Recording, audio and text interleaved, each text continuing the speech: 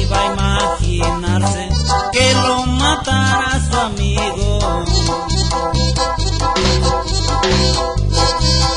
Alegre estaba la fiesta, se celebraba una boda.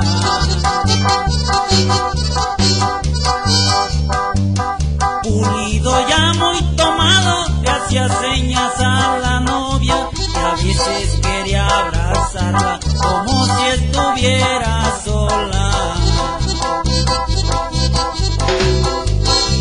Antonio muy ofendido, queriendo allanar las cosas. Luisito, que eres mi amigo, respeta más a mi esposa.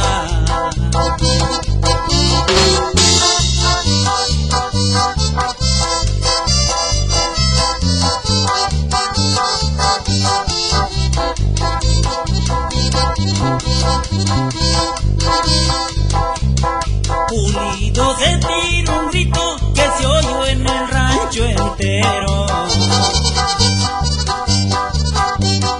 A mi lembra que me gusta, la quiero porque la quiero.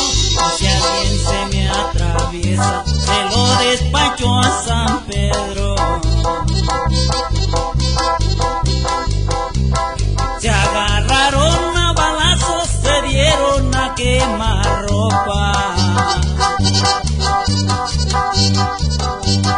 Cayó bien muerto Pulido y echó sangre por la boca. Antonio no más herido,